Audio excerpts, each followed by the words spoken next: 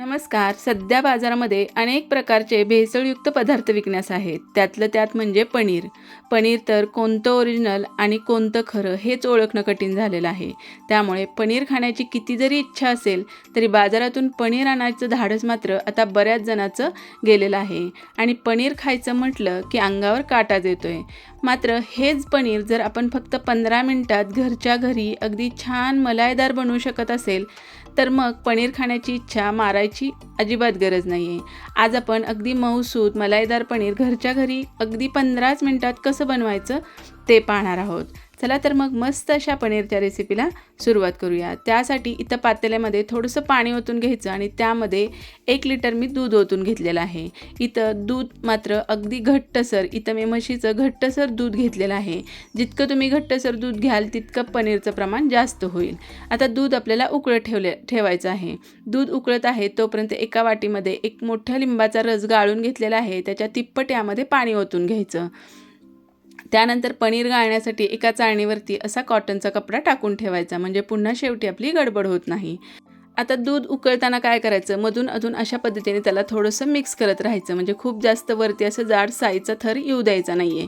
आता ह्या दुधाला छान अशी उकळी आली की मग आपल्याला गॅस बंद करायचा आहे. दूध छान उकळलं की गॅस बंद करायचा आणि आपण जे लिंबाचं पाणी घेतलेलं आहे ते यामध्ये थोडं थोडं करून टाकायचं आणि मिक्स करत राहायचं, म्हणजे दूध छान असं फाटलं जातं, यामधलं पनीर आणि पाणी वेगळं होतं. इथं मी लिंबाचा रस वापरला आहे कारण प्रत्येक घरामध्ये लिंबू तर अवेलेबल असतं, पण लिंबाऐवजी तुमच्याकडे जर व्हाईट व्हिनेगर असेल तर तेही अशा पद्धतीने पाण्यात मिक्स करून तेही तुम्ही यामध्ये वापरू शकता. आता व्यवस्थित हे लिंबाचा रस यामध्ये टाकत राहायचा. हळूहळू दूध असं फुटायला लागतं. तुम्ही पाहू शकता दुधाला थोडंसं असं फुटायला लागलेलं आहे. पाणी आणि पनीर यामधलं वेगळं व्हायला लागलेलं आहे. आता हे जे पनीर आहे ते आपण फक्त 15 मिनिटात करू शकतो. अगदी मस्त आणि छान असं होऊन जातं. मात्र हेच जर पनीर बाहेरून आणायचं म्हटलं तर ते खूप असं महाग मिळतं. 1 लिटरमध्ये जवळजवळ 100 ते 125 ग्रॅम पनीर आपल्याला मिळतं. म्हणजे घरी बनवलेलं पनीर खायलाही अगदी छान आणि आपली बचतही होते, हेही तितकंच खरं.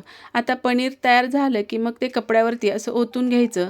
यामधलं सर्व पाणी काढून टाकायचं. हे जे पाणी आहे त्यामध्ये भरपूर प्रमाणात प्रोटीन असतं. ते तुम्ही कणिक मळण्यासाठी, भाजी करण्यासाठी वापरू शकता.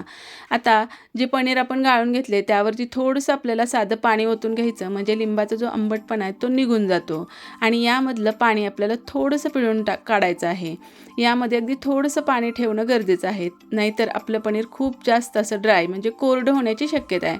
त्यामुळे यामध्ये थोडंसं पाणी ठेवायचं आणि आपण असं देशी जुगाड, म्हणजे जर तुमच्याकडे पनीर मेकर नसेल तर अशा पद्धतीने आपण एक प्लेट वरती ठेवायची आणि त्यावर असं जड वस्तू ठेवायची आणि जवळजवळ अर्धा ते पाऊण तास आपल्याला फक्त हे असंच ठेवायचं आहे. खूप जास्त ठेवू नका, नाहीतर यामधलं सगळं पाणी निघून गेलं का पनीर पुन्हा ड्राय होतं.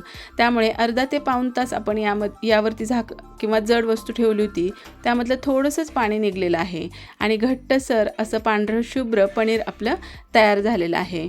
तुम्ही पाहू शकता अगदी मस्त असं मलाईदार पनीर आपलं तयार झालेलं आहे.